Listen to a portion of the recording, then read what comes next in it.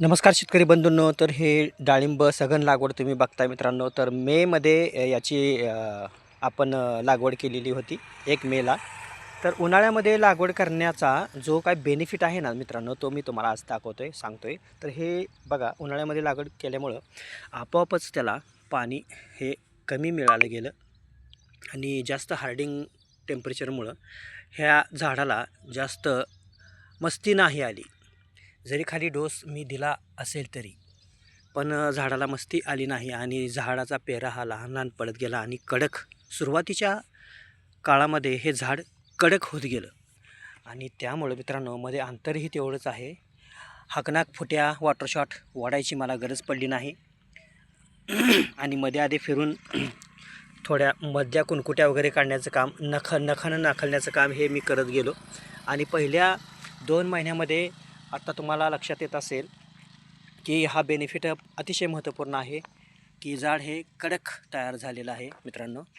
त्याला पाहिजे तेवढं फॉस्फरसचं प्रमाण आहे. नायट्रोजन अतिरिक्त न झाल्यामुळं झाड नेबळं तयार झालं नाही. आणि आत्ता जर कोण लागवड करत असेल म्हणजे जूनमध्ये, जुलैमध्ये किंवा पावसाळ्यामध्ये, तर त्याच्यामुळे काय होणार आहे हे तुमच्या लक्षात आलं असेल. झाड तुम्ही जरी तुमची इच्छा नसली तरी हे झाड पावसाळ्यात लागवडीचं जे झाड आहे त्याला जास्तच पाणी पावसाचं होतं तुम्ही जरी नाही दिलं तरी. आणि वातावरणामध्ये टेम्परेचर हे कमी राहतं पावसाळ्यात, त्यामुळं वॉटर शॉट जास्त निघतात आणि झाड कडक तयार होत नाही.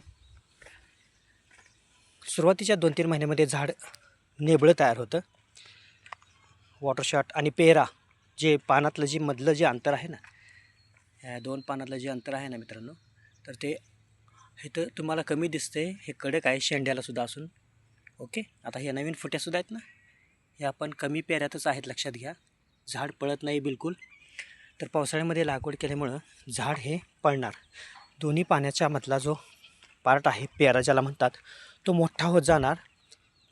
आणि सुरुवातीच्या काळामध्ये झाड वाढण्याबरोबरच झाड 2 प्रकारे वाढत असतं, एक नकारात्मक आणि एक सकारात्मक.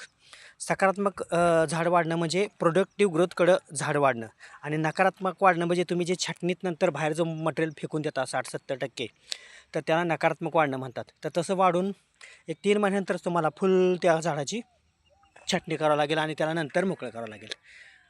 तर या पद्धतीनं बघा, हे बरोबर डेरेदार झाड तयार झालेलं आहे.